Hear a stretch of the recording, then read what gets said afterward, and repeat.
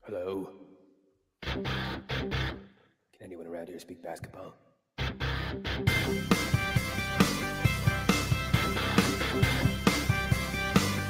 it is. It's the Confederacy of Dunks Basketball Podcast.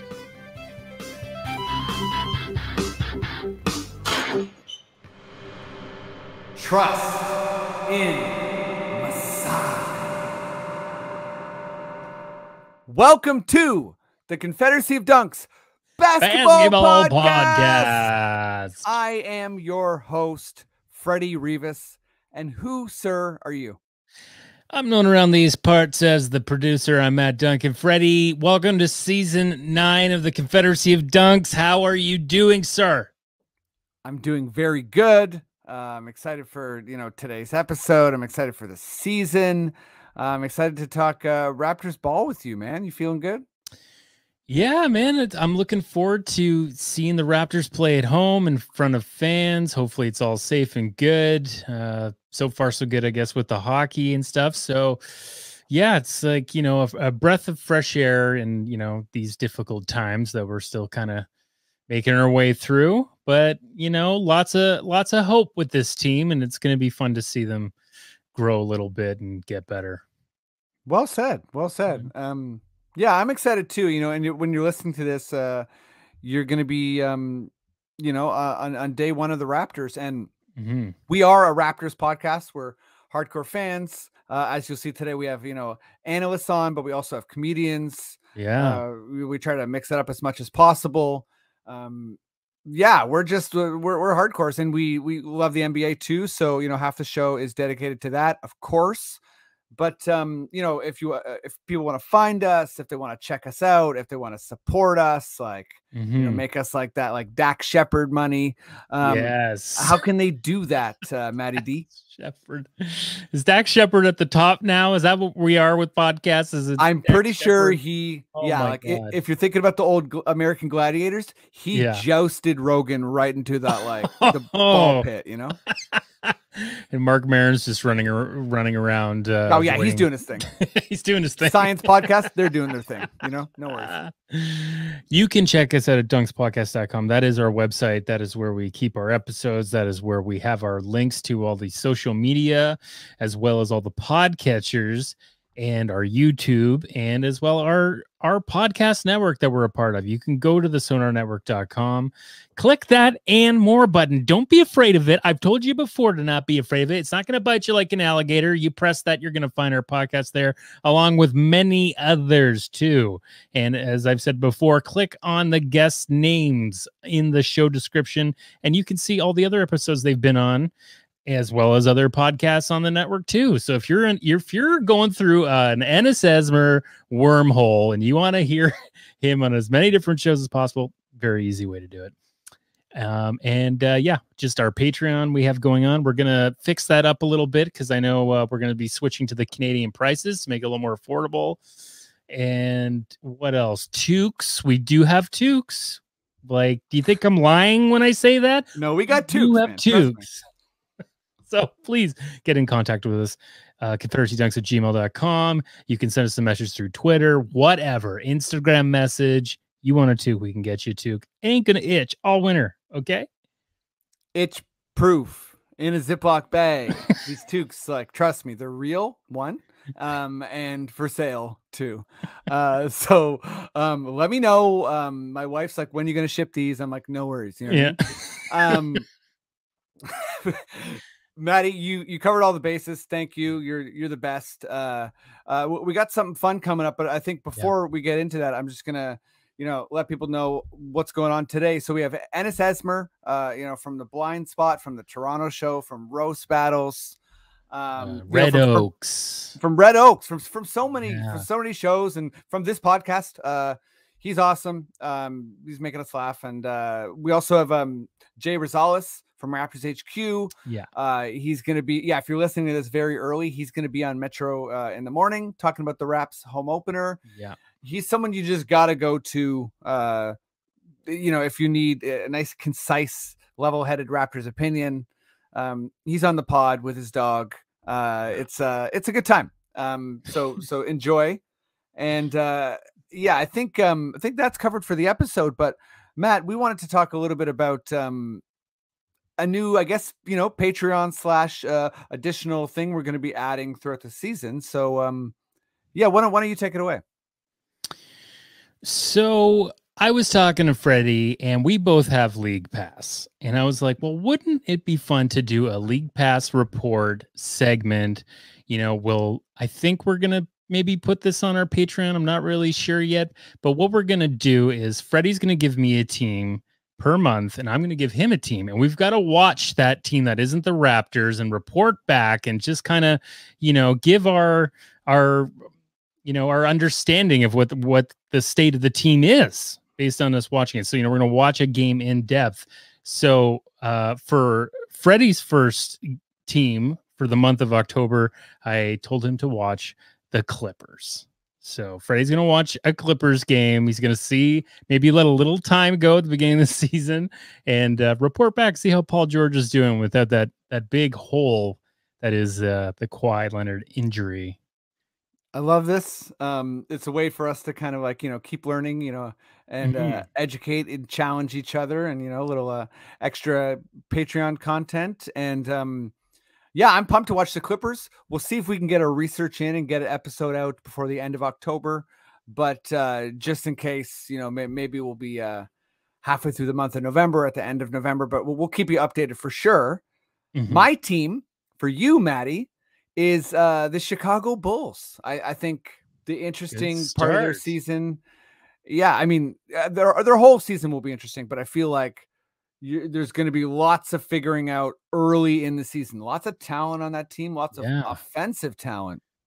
So Vucevic, I think and Lonzo and DeRozan, Levine, Kobe White. It should be a fascinating team, I think, and new coach and just a lot going on. So I feel like you'll get at least chaos. You know what I mean?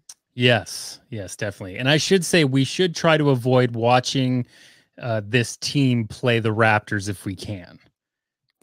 I totally agree. I mean? We need to see them in a separate. Yeah. Well, I can't watch a Raptors game without focusing on the Raptors. So that's easier for me, Yeah. Okay. I think we're good to get rolling on this pod. Yeah. Let me just say, as I always do, email your city councilors, defund the police, stop Asian hate, and Black Lives Matter. And let's keep making a difference, everyone, and keep fighting for equality, please. And with that, I think Matty D, I should always call you Matty D. Please give me those sweet, delicious, booming words. Okay.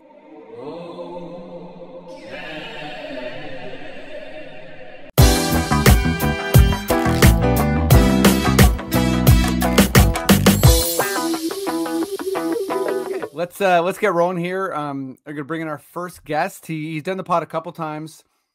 We were just discussing potential mutual friends on Facebook. There's one, but it's honestly not that big of a deal. He runs That's a Rap Pod. You know him from Raptors HQ. He's always on CP24 if you need a good Raptors take.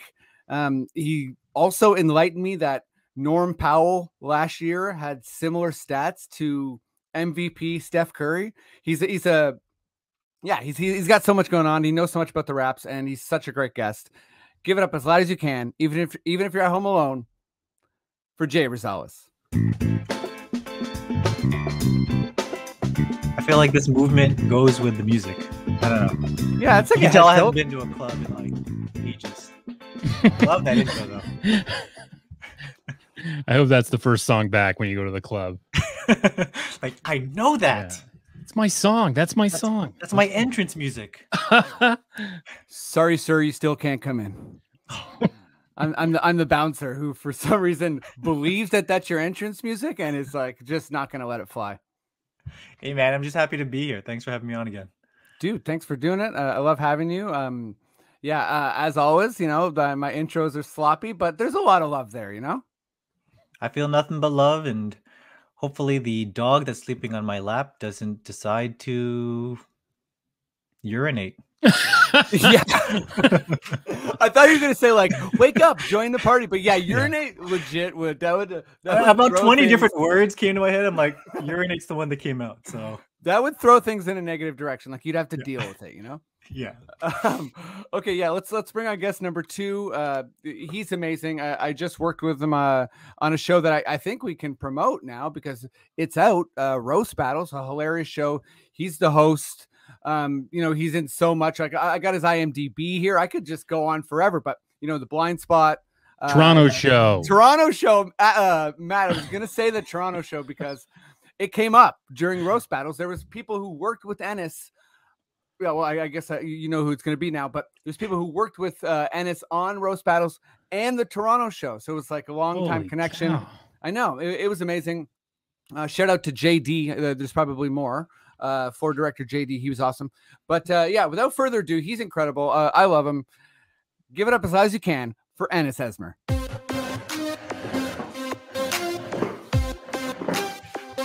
Oh, hey, thank you very much. Look at that. I tried to make it like a talk show entrance because it feels like such a talk show. It was cool. Hi, thanks for having me. Hello. Wow, that was good music. Very dynamic. I had dry ice over here, but the machine broke. I ran out of the liquid.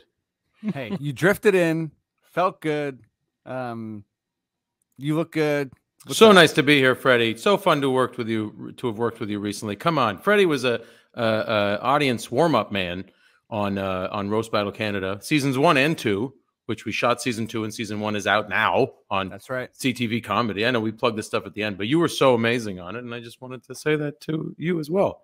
Thank you. Yeah, it was a good time. We got to be like, I think me and you are both nice, so we both got to be like nice and also like despicable comedians at the same time.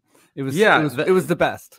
That work environment, I feel like the crew started to lean into like the kind of everything was like double entendre, rude adult jokes, and I felt like we all had to say to each other like, "Hey, when you start a new job next week, you don't do that. Yes, don't do that because you will get 100%. fired." Yes. Everything was just like, "Hey, did you check to see if the knob is oily?" And it's like, "Oh, what does that mean?" Or whatever. Like, you know what I mean? Like, yeah, hear that one part standing up. I'm gonna have to get rid of that fluff. It's like, what is fluff? Anyway. Hey man, I'm already doing it. Yeah. No, it's good. It's good. We got a little bit of a horny pod starting. Yeah, it's a good time. Horny little pod. horny little basketball pod. Oh my god, this is good. Okay, yeah, let's just start talking Raptors ball. Maddie, I know you're there. I'm not going to play the existential game. Please, good sir, give me your most delicious Raptors sting.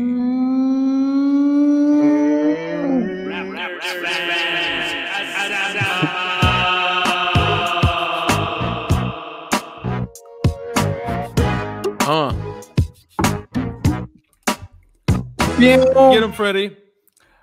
Let's get him. I just I've heard that weird echoey audio sting for honestly years now, and or some some variant of it, and that's the first time I understood that the last word is assemble.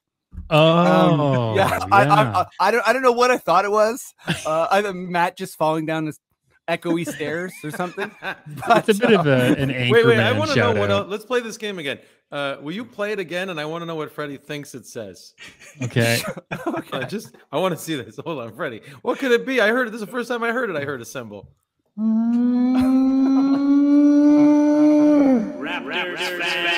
Raptors fans. I'm hearing like asbestos. Yeah, it's, honestly, I'm hearing closer to like Antetokounmpo or something like it's so drawn out that I really can't make sense of the first couple syllables. Raptors fans, amaretto. Yeah, I know it's an A. Like I thought it was like and one mixtape or I don't know. I don't know. From now on, I'm going to say Raptors fans asbestos whenever I see a group. Yeah, that's our new thing, I think. Yeah. Okay, let's go to you first, Jay. I just I was reading all the kind of headlines about the Raptors being the 10th biggest franchise in terms of money according to Forbes, I guess. And I know some of that's speculative because it's all about like if you were to sell them or whatever, or like what the most recent NBA team was purchased for, with Bomber. And I think, if I'm not mistaken, in Minnesota, there's been some sales stuff going on there. All that aside, we are the 10th most valuable NBA franchise. So do you think that means we're closer to a medium, maybe even a bit large market versus the small market? And, do you think in terms of perception that this will change that? Or, is the fact that we're a Canadian team and we're still such the other always this, small market energy? Sell high. 10th most valuable. You can get rid of the team now. I'm just kidding. No, yeah. it's honestly, it is actually a good sign, right? I mean, when the team first came out, it was, I don't know what the valuation was, but it definitely was in the low 20s. And I think it's really hard for any franchise when they're getting their footing, is trying to make a name for themselves and trying to become a destination that's appealing to players. So to answer your question right away, I would say this is a good sign, right? That it's headed in the right direction. Because at the end of the day, what'll really help this valuation and the way that this team is perceived is how players perceive them, right? So let's say the Lakers would be, if the Lakers were the 29th ranked franchise, they would still get tons of people wanting to go there because it's in LA, right? Mm-hmm. So the fact that Toronto's in that top 10, it does help. But I think that at the end of the day, it's how does it appeal to the players? We can appeal to investors and fans and whatever, and that's all good. But I think the fact that the Raptors have gotten up to 10th without, I mean, if we think about last year's All-Star game, right? There were no Raptors in that All-Star game. So if you think about all those teams that could boast that they had an All-Star, that should boost their valuation quite a bit in terms of jersey sales. And yet the Raptors still sit in the top 10. I'm going to say glass half full. This is a good sign for the Raps. I think that you're right. I don't think that they're in the middle of the pack anymore, but they're in that in-between zone of being one of those top franchises in the middle. They're somewhere in between. So I like where they're headed. Yeah, great answer. And I think, I think right before I jump to Ennis, I'll just say, I also read today that, I've been watching this trend too, with the whole offseason, but the Raptors have 10 international players. We officially tie the NBA for the most international team ever already. And I think really you can see it's heading in that direction. And I think, that is a potential, I don't want to say solution to our market, but I think the fact that we're a different team in, yes, we're in the same continent as the US, but we are a different country and things are, it's just going to be inherently different forever. So I feel like that is a potential way of dealing with that. And that's not to say that Americans will always be I don't want to be in Toronto or all of them even are, but just, I do think that it's not, it's not the US. Canada will never be the US. So I feel like international players is a way of dealing with that a bit. But Ennis, yeah, I don't know if you want to touch on that, but mostly I'm curious about the market, Well, no, just to be clear, this is about valuation of the team, right? So it's not about it's not about players. It's about how much money that, if you sold the franchise, how much it would go for. Yes. Yeah. I mean, that's saying, obviously it's kind of been through the roof in the last 7-8 years, right? Between the team moving into relevance, finally being able to sign any of its marquee free agents for the first time kind of ever, between Kyle and DeMar and Kyle again and Serge and Kyle again. And everybody else that has stayed, Fred, Pascal. I mean, he wasn't a free agent, but,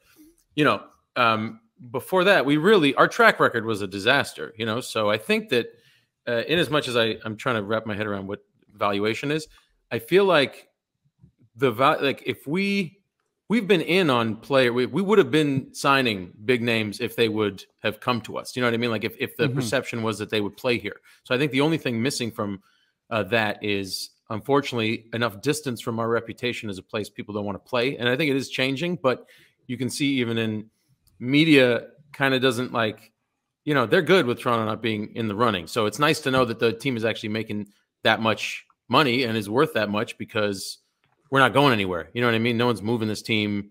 It's not like a couple of bad years are going to be. This is the first bad year the team had in 8 years? Yep. How many years in a row they make the playoffs? 8? 7, with a chip, right? So it'll be interesting to see what happens, because boy, oh boy, imagine who's the biggest free agent we've ever signed. that wasn't on our team? I mean, it's always a good question with the Raptors. It might unfortunately be like Hito Turkoglu. Is it Hito Turkoglu? Like, is that what we're saying right now? You know what I mean? Well, like, he had just come off of finals, and like, trust me, like, I truly despise Hito Turkoglu. Like, if we had signed one of my least favorite Raptors, but hey, as a Turkish person, I was so excited for him to be here, and it was really instantly embarrassing.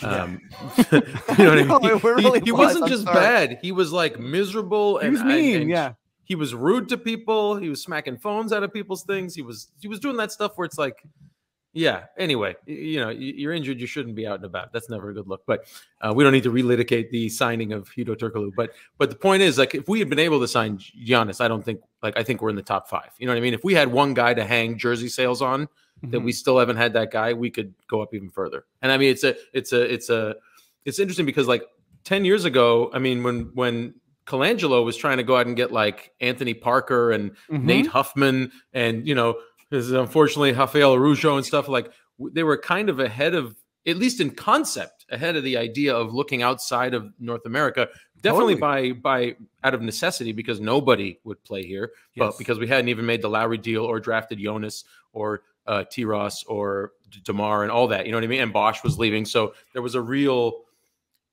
sort of a valley there where they just needed to look elsewhere for guys because no one would even come here. But now the team at least has like some pedigree. So I think that number could go up over the next few years.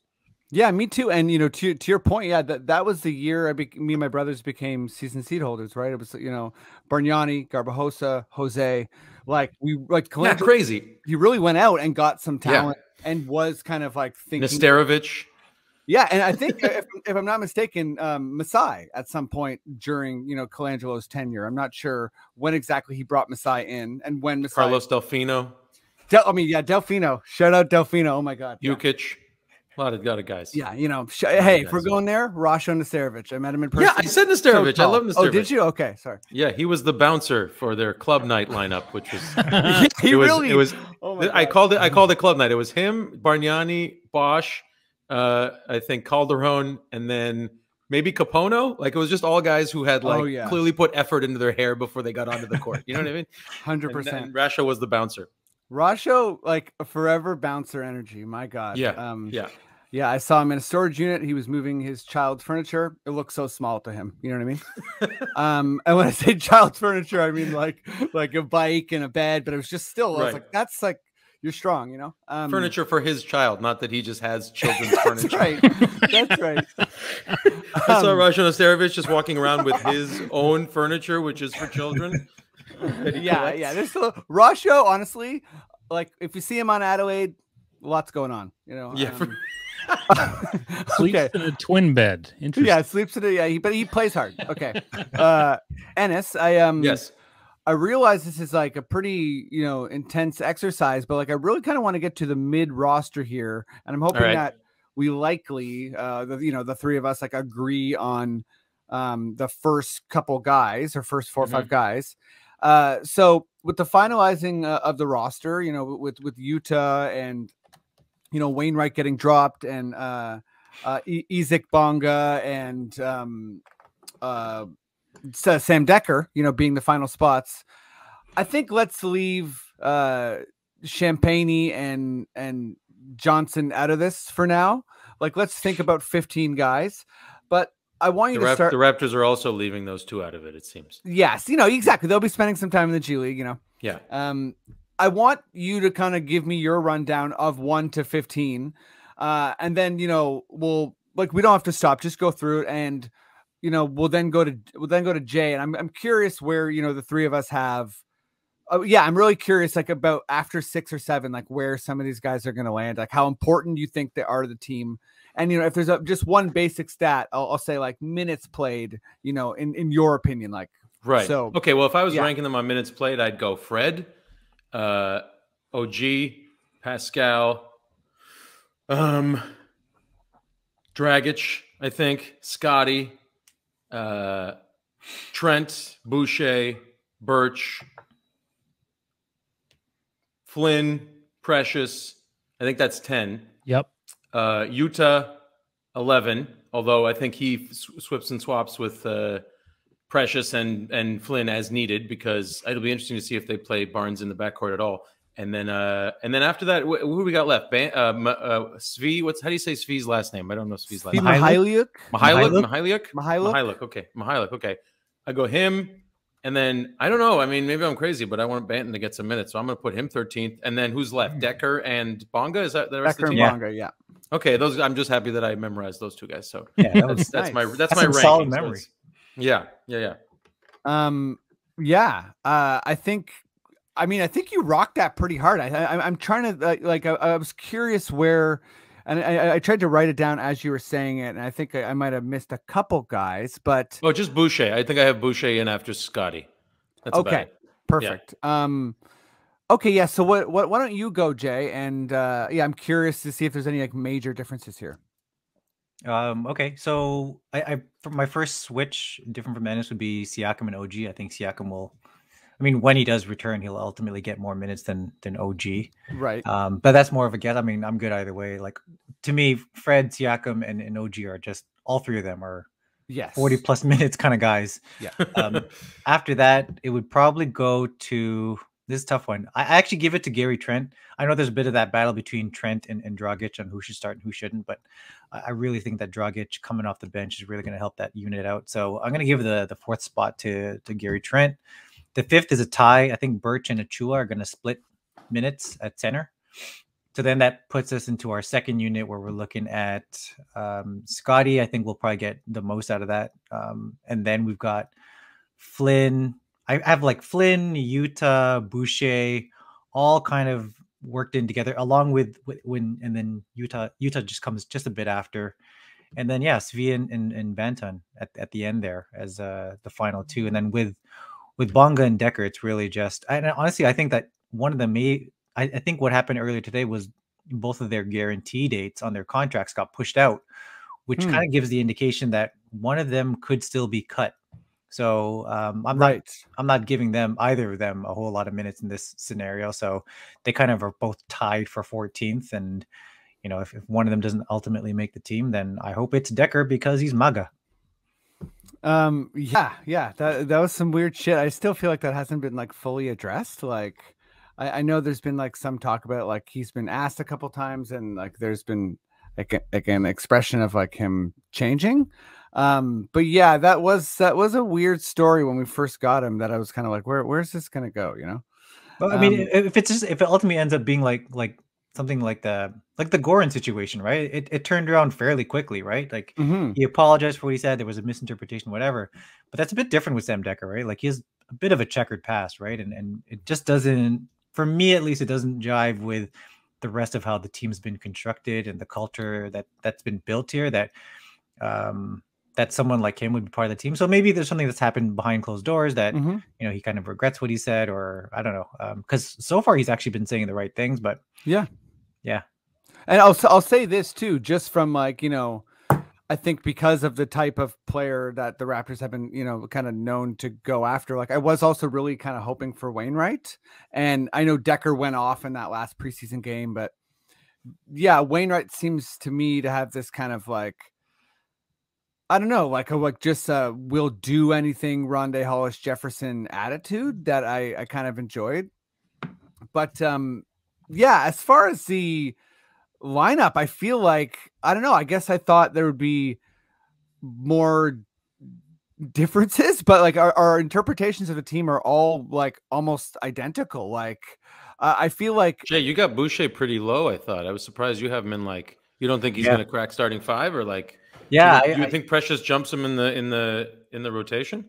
Well, I think there was something, I believe it was Nurse had said that that Birch and Achua are basically splitting the center spot. So if you give them each 24, Boucher is going to get quite a bit when he does return. He will take over as the starting four in place of Siakam. I think. Is that the deal with him? They're going to make him the four moving forward. They don't want him to play five. That's what I hope. Yeah, like because I feel like Boucher is such a good help defender, and he's so good on the wing, and I feel like his whole career he's been put in this position.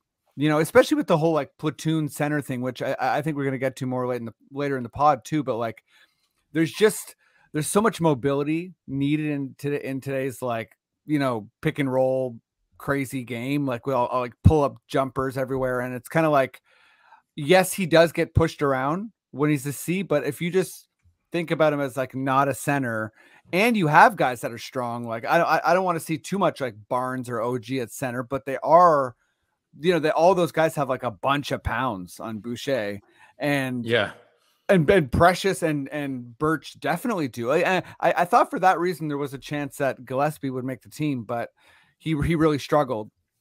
And that's too bad. The one thing I was going to say was, what about Svi, versus Flynn? Like, and I know Flynn is the point guard, but like, do you think there's any chance that, like, I feel like we just didn't showcase Flynn in the preseason. That was a bit, that was a bit of a couple of hot games. Yeah, he did near the end. You're right. I remember those first couple of games. I was wondering, like, are they purposely trying to, give some more time to those that need it, such as Benton and Svi? Because I felt that too. I was like, is Flynn going to be bypassed here? Because the preseason should be all about Flynn, because we already know, right? Fred is a product and all that, and Flynn is supposed to be the next starting backup point guard, right? So I was a bit perplexed by that, but to Ennis's point, right? Flynn did get some shine at the end there, and he kind of came through. So I don't know. I'm willing to believe that the extra year of experience in Nurse's system means that he's very likely going to be the backup point guard, and playing alongside Dragic is only going to help his development. So yeah, that's kind of where I see that. But ideally, after some time in the G League, Delano's going to be able to step in there and kind of be that third point guard, kind of like the DeLon Wright of this team to kind of help out there. But yeah, that's kind of where I see he's Flynn. A point guard. Yeah, Benton is a point guard. He's a 6'9" point guard. I mean, if two or three of these guys pan out, we're going to be a problem.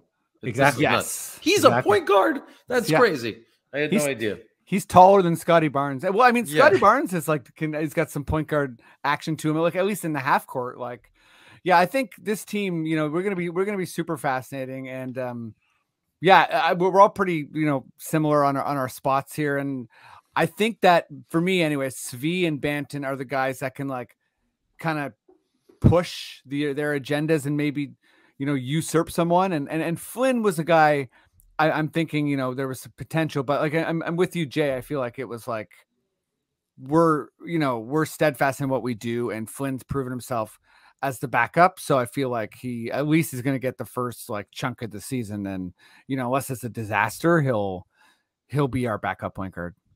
Hey, can I read this? I'm looking up the Sporting News article on Sam Decker that I read when we first traded for him. Can I just tell you the little highlights? Please. Because he says apparently after J.R. Smith said that it was some Trump shit, he said, I've never been a Trump guy, so this blindsided me. So I don't know if he's actually a Trump person, but what seems like it happened is there was some sort of an article about how white people have no culture, and he tweeted about how he shouldn't have to be ashamed to be white. I'm proud of who I am, and so should you. The problem is when white people say they're proud, it usually doesn't come across pretty good right now, like in the culture. It also seems like maybe he had an argument with J.R. Smith about why it seems like in that like hip hop realm of just out of touch of like, why can't white people use the N-word the way black people do in their music? Not like he was saying it, but it sounds like an argument that's just humiliating from the jump. You know what I mean? Like, oh my God. So maybe there's a lack of self-consciousness to be like, hey, how come you guys can say it, but I can't? Isn't it just as bad? Like people who don't get it at all. You know what I mean? Yes, 100%. So I'm willing to give him the benefit of the doubt that he's just not smart or aware of what's going on. Just seems like that for me. You know what I mean? I've had that argument with people trying to be like, it's not your word. Yeah, it's not okay. Yeah. It's a weird thing to want to play devil's advocate from, you know what I mean? Like a weird, like, hey, I think I should be able to say anything. Why can't I say that? Yeah. Anyway, he's going to be our 14th guy. So it's a weird privilege angle for sure. And I do feel like he like, as Jay was saying, he has said the right things, but there's a little bit of a fundamental thing there. And, maybe there's some, credence to the fact that people are young and they can, improve. And I know I've learned this was in 2018. Oh dear. Okay. You know what? I won't walk down that road because that is too recent for that. At least I'm relieved that he said I'm not a Trump guy, because I feel like nobody who supports Trump is shy about it. You know what I mean? Oh, Good point. you know, Good point. I don't know. What do you think about that? I get shy Trumpers out there, unfortunately. I mean, yeah. Well, but sorry, what were you going to say? Touche. No, you know what? The only thing I was going to add about the lineup, and you know, you kind of got me thinking about this, Ennis, is why not give more minutes to Boucher? And something I'm thinking about is if Boucher does get more minutes, I'd keep an eye on him as they're showcasing him for a possible trade. I mean, I've got him and I've got Dragic as the two guys with the most appealing contracts and most tradable. So, you know, kind of keep an eye on Boucher. If his minutes start to tick up there, I don't necessarily think that's because he's playing amazing, which he did last year, but I think it could also be a bit of a showcase. Yeah, I wouldn't be surprised. Like, you know, I think Masai is kind of like loading the cupboard. So I do think that, you know, Dragic might have to come attached with someone, or we'll see what happens. But I think Masai likes to not trade in the season, but I wouldn't be surprised if there were some trades, like, you know, probably around the fringes. But yeah, let's talk some NBA. And I think before we move on and talk some NBA, Matty D, I'm going to take a quick pause here for our potential sponsors. And we're back. Oh man, those are some hot ads. I can't wait to try sample those products or services. I know, right? Or services. Yeah, you know what? Whatever that was, cash out, folks. My hands hurt from writing down all those promo codes. Okay, Matty, good sir, would you please give me your loudest, weirdest Adam Silver sounding foghorn, leghorn audio thing? This is Adam Silver. Oh, it's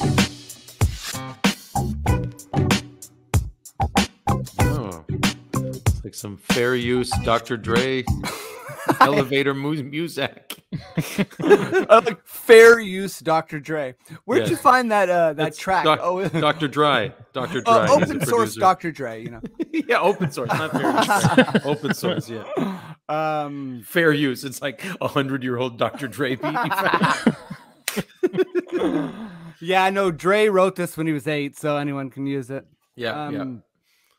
Okay, let's go to you, Jay, and sorry, I want to bring Matt in for this one too, Matty D. And it's opening night tonight, so this pod's going to come out, and you will have either watch the highlights or watch the games of Warriors. Oh dear, is it Nets, Bucks, Warriors, Lakers? Yeah. And it will be Raptors Day, and you'll be listening to this pod and watching the game later. So yeah, I think I'm just curious what you guys would do. What, you know, just thinking about what opening day usually is. It's one or two teams. It's often the champion. Not sure why Phoenix isn't there. It's often like that game happens, like Phoenix Milwaukee sort of thing. But just in general, I want to hear some kind of creative ideas. So Jay, you first. What would you add, subtract, change about opening day? I'd add in, during the bubble, I know that a lot of things worked and didn't work with the bubble. But one thing I kind of liked, and maybe it kind of grew in me, were those giant screens that, I don't know, who was it? Michelob was hosting, where like fans were there and you could see their faces, and it was like one giant, FaceTime or Zoom meeting. I wouldn't mind if that kind of came back. I mean, just maybe not the entire court, obviously, because you don't want to single out those that are paying thousands of dollars to be front and center. Yeah. But like maybe like one of the four sides has like a giant board where people can kind of zoom in and watch the game. I know that's definitely not what the paying customers want to be blocked with, but I mean, it kind of gives that opportunity for those who are not able to attend the game to kind of attend, and you can sell it, right? I mean, it's something that looked kind of cool on screen. And my favorite highlight of that is, as we all remember, OG Anunoby's buzzer-beating 3 and seeing the dejected Celtics fans' faces. I would just, the best. It was the best. It was honestly the best, because you could tell that they didn't think it was going to go in, and it had it like set up because it cuts away so fast. You know what I mean? Like where they're like, oh, and then it disappears because they're like, get that off. It's the perfect thing for slow-mo, right? I mean, you slow-mo that over and over again. So bringing something like that in, maybe, again, not the entire court, but maybe one side of the court so we can see some fan interaction is something that I'd probably try to bring in. And then something a lot less of is to remove Charles Barkley and Shaquille O'Neal, and let's move on, man. They're what? Mildish take, you're man. out? I can't. I'm out on them, man. I am out on them. And you know what? I think TNT is even kind of getting out on them, because now while Ernie Johnson and them have the Thursday show, now they have a Tuesday show. So they've kind of got these two competing shows. And I think what you're going to see is the ratings for that Tuesday show with, like, I don't know who's on there. I think it's like Candace Parker and Dwayne Wade. I think you're going to see that those Tuesday shows are going to go up in ratings. And look at this. The season is starting on a Tuesday. So I think what you're going to see is a lot less of Barkley and Shaq and a little more of the Wade panel there. Wait. You're blowing Ennis's mind. But let me just shout out Candace Parker. Like, just what a champion.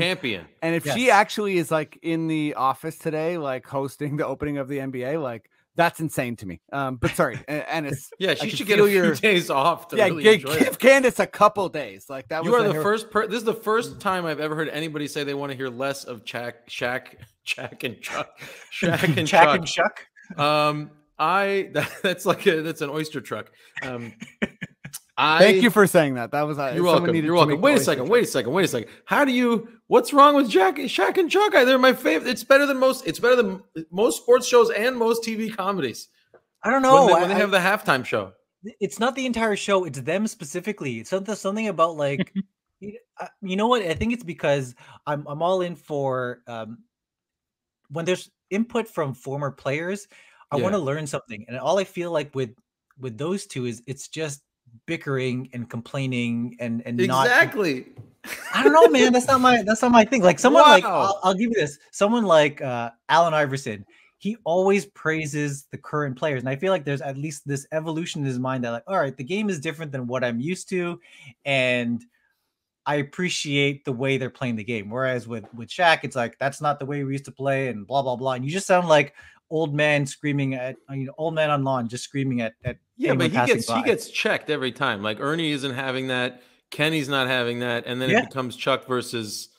I mean, I want more moments like that awful Chuck question to KD last year, and then they just sat in silence for like 30 seconds. That was amazing. On camera. It's just such a funny show to me. I mean, listen, I'm all for shows where you learn, but that to me is like lightning in a bottle every episode. And I get what you're saying about they sound old, but it doesn't sound. They're so charming and funny that it doesn't feel like the regular, like, looking down on today's NBA type stuff. You know what I mean? But I will say that I just never heard that. They're just so funny. If there's one segment I look forward to every time, it's whenever you do that post-it on a Chuck.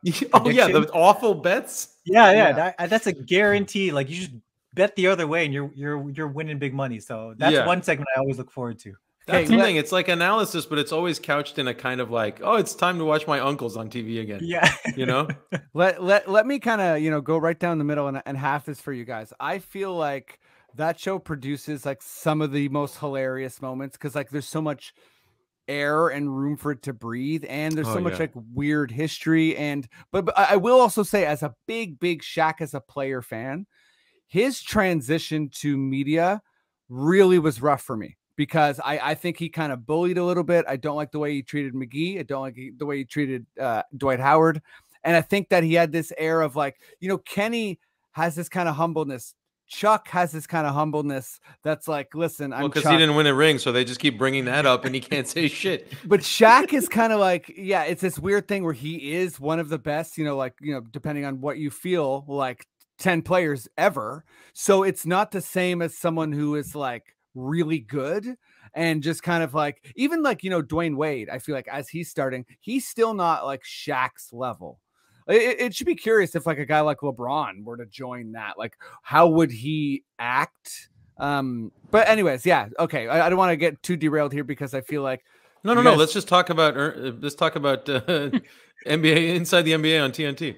I mean, it's a good convo. Like I like when Draymond was on there. That was good. Draymond's good. Draymond's he's good TV, but he also he also says stuff that I'm sometimes like, wait, what? Okay, and they're funny. It's not like Stephen A. I just think they're so funny. But go for it. No, I just want to hear Ennis. What's your adding to opening day? Half court shots for $1 million after every quarter. Every game. That's Every awesome. opening night across the league. You get more people tuning in. You get more people going to the games. I'd be watching. It'd be good for League Pass. Everybody would be watching it. Dude, yes. Yeah. That is so and simple and great. And this is not totally my idea, but I just thought of it. Similar to the opening pitch, you have two celebrities either do a jump ball tip off from other sports, or they have to shoot a three. Like in the same way, that opening pitch, like seeing OG. You wouldn't want to see like Vlad versus Bo Bichette have to get a jump ball at center court. God, you know what I mean? That's good. There should be like an official ceremonious thing that's not anthem related. That's like tonight to throw out the first jump ball, whatever it is. You know what I mean? I think that'd be great. Totally. I mean, I'll go further and be like, drop the anthem and just do cool stuff. Well, yeah, drop the anthems anyways. Yeah, that's enough. Man, okay, those are like, yeah, that was like a bucket of great ideas. Shit. You're welcome. You're welcome. Maddie, I don't know if these are going to be good sound ideas from you or we're just going on a wild trip, but what's your opening day suggestions? Okay, so I've got a couple. So we'll do one is a bit of a trip. The other one I think would just be a little more fun to, commemorate the finals winner and finalist from the season prior. So I think every first game should be those finalists from the last year. That should happen. So it should be, the Bucks and Phoenix. But I think what would be cool for that game, if you were like those two teams, they always do it in some international destination. We can get crazy with it if you want. It could be an outdoor game in Antarctica. I don't know. Just choose a warmer climate too. So anywhere in the world. Yeah. I don't Yeah, you immediately bailed on the Antarctica. Part. Yeah, like, the Antarctica not or somewhere warm. Entire team has frostbite. But also just, I like a little more, gimmickry with raising the banner. I think of Survivor when Jeff Probst, once like got on a Sea-Doo in Fiji and like took it to LA for the final. Gimmicky stuff like that. I just think it'd be more fun than just them all kind of looking as it goes up. And the other thing that's a little more trippy, first game should be there should be at least one blacklight game. Everybody, all the players are wearing how they put on like the neon skeleton. So it's like we're just watching them in their skeleton, like neon skeletons in a blacklight game. The ball's obviously orange. And I think could we see all the someone who does edibles? Edible night. It should be an edible night at the first game. I think that's incredible. Incredible edible night. Yeah. Could we see all the COVID droplets in the blacklight? Oh yeah, now you're thinking. Oh yeah, that's exciting. Yeah. I mean, at least at the games in Florida, in Texas. yeah, definitely. Yeah, it would be very exposed. Wait, so is that? Do you have more, Matt? Or are they all? No, those are just all one still. That was all like. Okay, yeah, fair. Well, my idea is sorry, and let me just add, this is a perfect place for me to say, for Matt's blacklight idea, throw in Flubber. Always. I think that will make the game more exciting for sure. And Teen Wolf. And throw in Teen Wolf, a real live Teen Wolf. That would be awesome. Just a 14-year-old wolf. Real, no human genes, just a 14-year-old wolf, really old wolf. I think that's an old wolf. Mine is, I think, probably the least cool, but I think people would love. I want every single team to play. So just basically a little bit of that like Martin Luther King Day vibe, where it's just a day of basketball. So it's madness. Like I know you want to give respect to the teams that just were in the finals, but maybe that's in some way like the showcase game or whatever, or maybe the last game of the night. But I just want to see the whole league play on the same day. Lots of good ideas here. Cheers for taking us on a trip, Matt. And we had some TNT debate. Antarctica game 2022. But just survive. Just moving on here. Ennis, what's what's your take on this DeAndre Ayton situation? A lot of extensions coming out. He's a really good center. I think that, third year, great stats, good defense, went to the finals, his first playoff berth. Obviously, Booker and Paul were there and other good players. But yeah, it seems like Phoenix is not willingly giving him the extension. Is this Sarver, their GM, making, a big mistake like he's done before? Or is this maybe like a smooth move? This is his third year, right? So this would be like his extension off his rookie deal? Yes, I believe so. And he wants the max, and what do they want to give him? I think less than the max, and I think his angle is basically just like, oh, there isn't much of a debate here. Just give me the max. Like, go ahead and do that. And they're like, well, let's finagle something. And, in the past, that's happened to, Gordon Hayward, who eventually left, Kevin Love with Minnesota. I think in a way, John Collins just did that, and it worked out in Atlanta's favor. But John Collins, I don't think was like headed towards the potential supermax. Right. If I'm not mistaken. I'll give you two considerations, two opposing considerations. One, they just paid Paul like another $40 million a year for 3 years or whatever it is, right? They just signed Bridges to 4 years, $90 million extension. And how much does Booker make? Does Booker make the max? I believe so, yes. Right? Yeah. Yeah. Okay. So then in terms of pecking order, I get it from the ownership, maybe a little bit, to be like, we can't pay you what Booker makes. We just signed Paul for all this money. Like, it is pretty top heavy if he's also making the max. You know what I mean? But from his side, never bet against the revenge game. Anytime an NBA player goes into a city of a team that doesn't matter, cut them, trade them, it went well. There's just something happens where it's like the Michael Jordan, I took that personally, or that's all I needed, or whatever, one of those memes, whatever it is. I mean, anytime a player is in a contract year, they're going to go off. So I feel like Ayton could definitely make his case even more, and then it might be somewhere else, but he could get the max at the end of the year. So I feel like it's motivation, So I think Phoenix, and think back to the Thunder getting rid of James Harden because they didn't want to go into the luxury tax. It's like, well, do you want to make the finals, or do you want to be economically viable and play it safe? And look what the Thunder have been doing since, and now just basically just compiling draft picks, and they almost have the Thunder big three in Brooklyn already. But yeah, I think it's a mistake not to. I get why they might not want to pay him that much, but I think he's got this year to prove that he's worth a max. The max is so meaningless. It's the term. It shouldn't even call it the max. There's a salary cap. They should call it something else, just like the most. You know what I mean? Max makes it sound like max talent. But if it's literally like, this is the most we can pay you, you call it the most.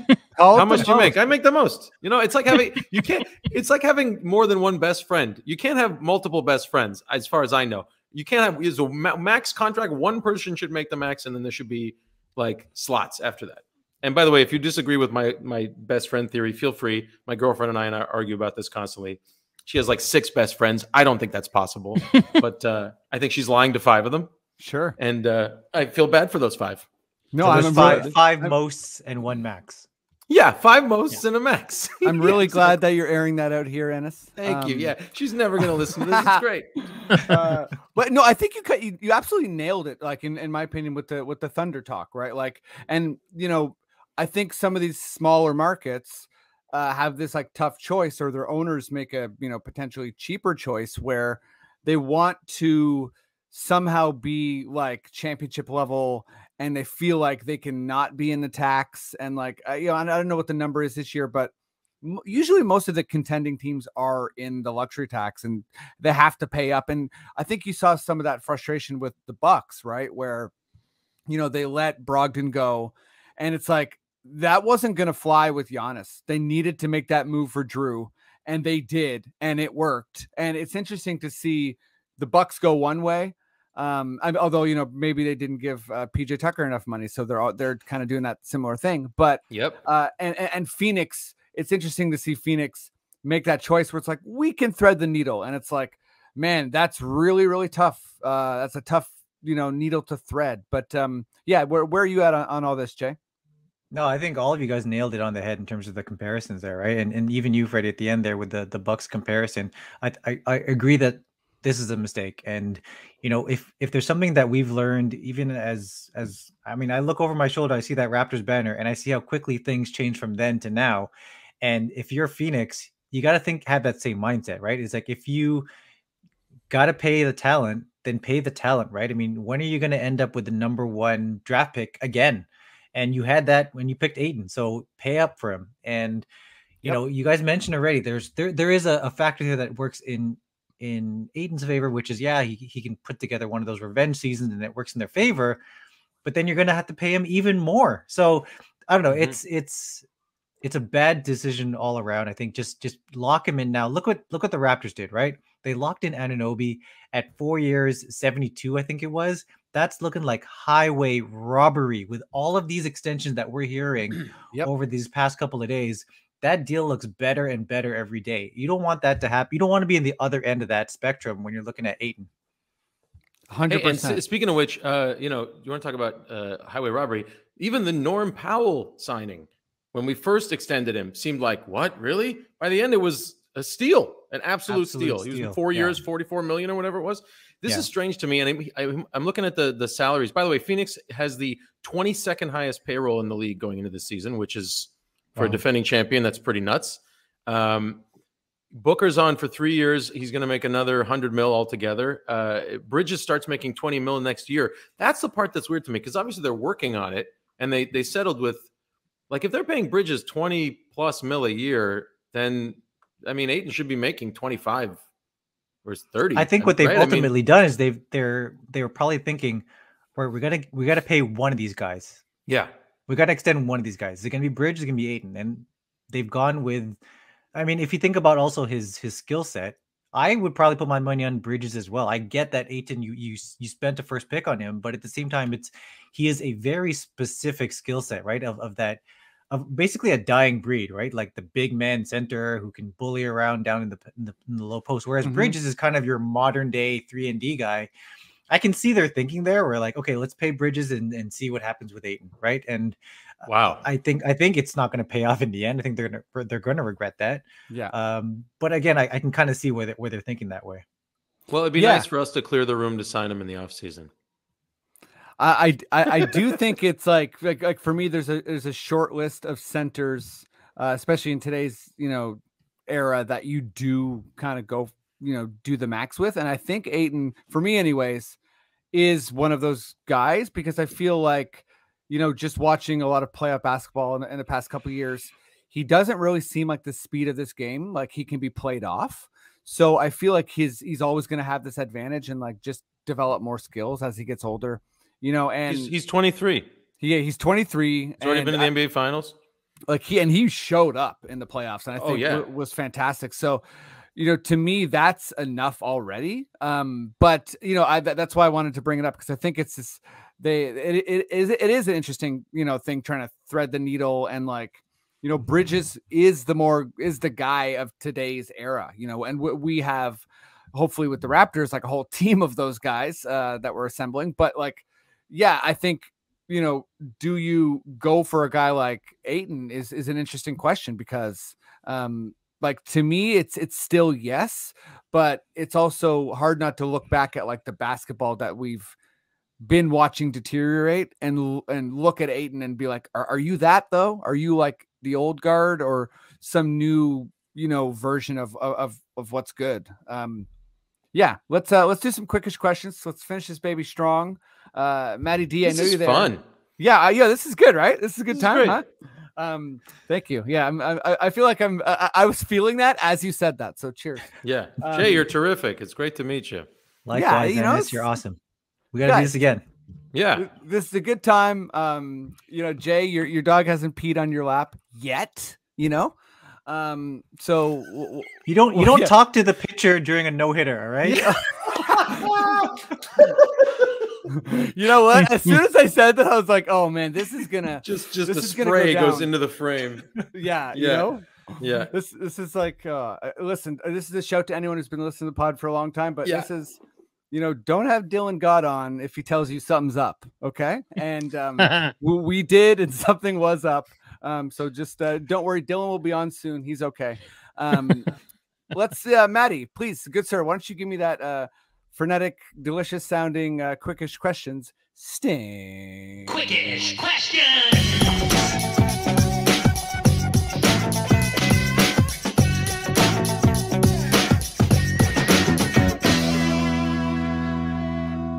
we are doing some crazy stuff on video. So make sure you check out the YouTube feed, subscribe.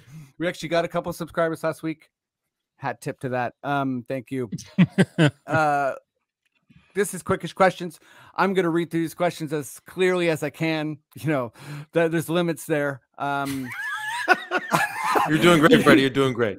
Yeah, I'm doing good. But, ADD is always popping off. So, no worries there. Live it, love it, new normal. Okay. With that, aside, I am going to read these questions and we'll go Ennis, Jay, Matt. And you can't stall. You just got to let the brain fire right at me. Matt's always finding creative ways to stall, whether it's a snow plow or some weird winter machine. He'll find a way. But wait, what other winter machine is I don't know. So, yeah, I was like a Zamboni outside the street. Yeah. Zamboni, yeah, he's got a Zamboni. Whatever's popular in Antarctica. Yeah, exactly. That's what he's got a parquet floor to polish up there. All you need to know: only one on this pod wearing a hoodie, so something's up. Something's up.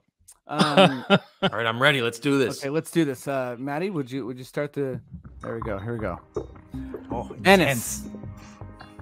Predictions on the Warriors season. Is this question from Jonathan Yam? You better believe it. Oh, that skunk. I can't answer that. The second I put, hey, shut up, Jonathan. That's my answer. Okay, good answer. Jay, how much is Miami going to lose for tampering with Kyle this summer? They'll lose 1 second-round pick and pocket change from Pat Riley. Cheers. Maddie. Mm-hmm. What is OG Anunoby's pump-up song before a game? I think it's do you like pina coladas? That makes sense. He likes Carrie Underwood. That's not the same genre, but he's but he wouldn't be smiling when you listen to it. It seems like a smiley song, right? He'd just be very. He'd be thinking like about the shadow boxing to he's thinking about the colada, Margaritaville or whatever. Yeah. He's really thinking about the drink. Freddie, this is the question that I wanted. I was gonna say Vanessa Carlton, but alas, it wasn't me. It wasn't me who got it. Yes. Yeah, that's a good answer though. Okay, Ennis. Yeah. What's your way too soon hot take?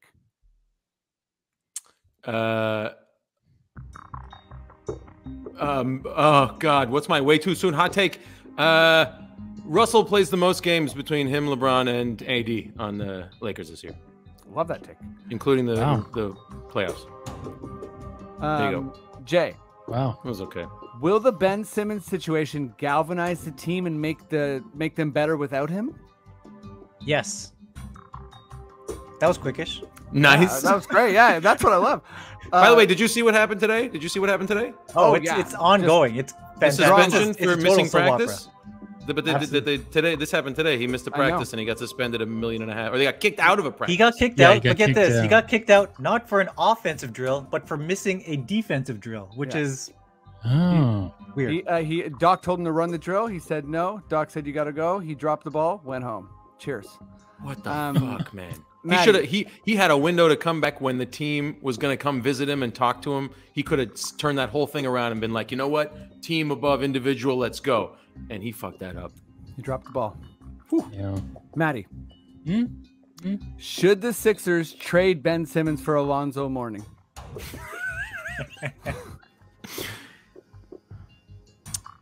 For Alonzo Mourning, Not at this point, anymore. Whatever you can get, I would say. Yeah. Even a retired player. Cheers. Yeah, I like how this music makes it sound like that was a game show question, like it had one right answer. It's very who wants to be. It's just Matt restarting it, but he restarts it at the right time, Yeah. Okay, Ennis. If we don't get a Lakers versus Nets final, is the season a bust? No, this is the only league where they demand the most popular teams make the finals every year, and if they don't, it's a bad thing. No, make it. I want it more like baseball, hockey, where every year it could be different teams. That's exciting to me. Make more stars. Mm-hmm. That's why the Suns should be playing tonight. I love it. Jay, Jazz and Nuggets are going to be good, but they ain't touching the finals ever. Are you okay with this? Yes, for the Jazz. No, for the Nuggets. I want to see Jamal Murray in a finals at some point. So, and hopefully he comes back this season and they make some sort of a run. So, yeah, absolutely. I never want to see the Jazz in the finals. Okay, last question. And this one's coming from me. Maddie D. God. Yes. I know that you haven't finished watching Space Jam 1. Have you even tried to watch Space Jam 2? Holy cow. How could I even go there if I haven't finished the first one? You tell me.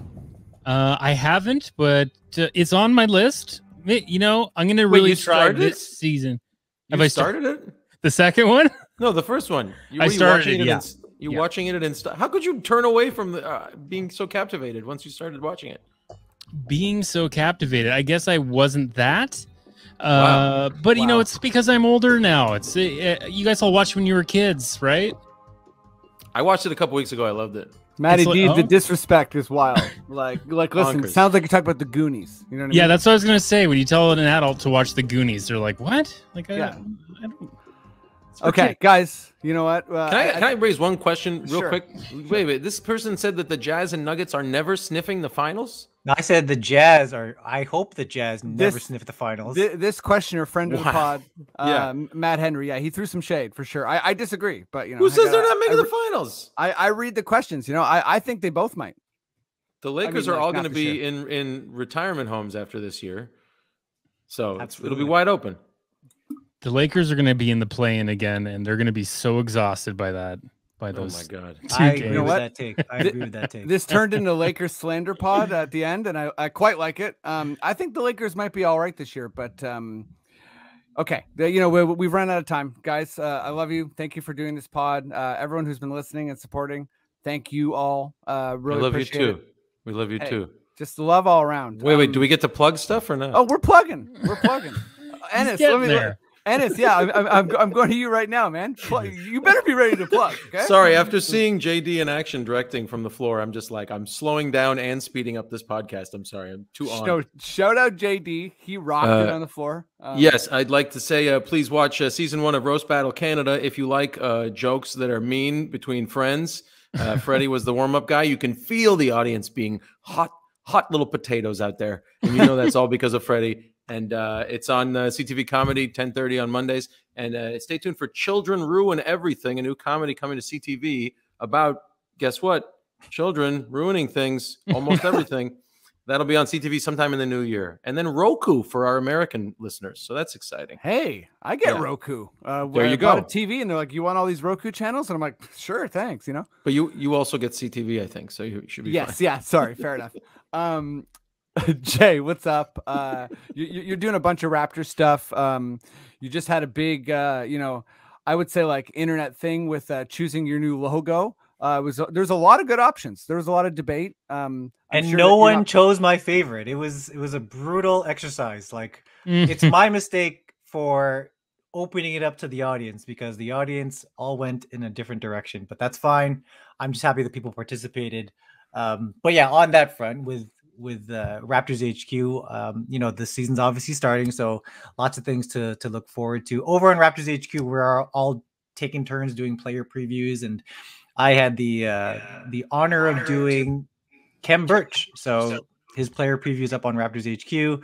The latest episode of That's a Wrap just got released. We had Chris Walder on, and if you're watching this before Wednesday at 8:20 in the morning, catch me on CBC's Metro Morning. I'll be previewing the Raptors season with Ismaila. And what else do I have? I think that's it. So yeah, thanks for having me on, man. This is always fun. Ennis, it was a pleasure meeting you. Freddie, you too. Love the banner. Yeah, man. Oh, you know what? That banner actually fell about an hour ago.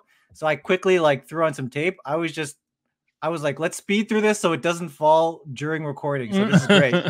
Oh, that would have been so sad if it just. It would have been so tragic that happened really during this portentous. You pitched a no-hitter. I feel like as soon as you turn this pod off, that flag's gonna fall and your dog's gonna be like taking a whiz. Yep. Guys, this was a great pod. Honestly, top-notch plug session. Let me just say. Wow. Yeah. Maddie, thank you. And again, thanks for everyone who's listening and, supporting, spreading the word. We've been growing like, crazy for the past little while. So it feels good. Maddie, good sir, please, if you feel like we're done here, just give me those sweet words. Okay.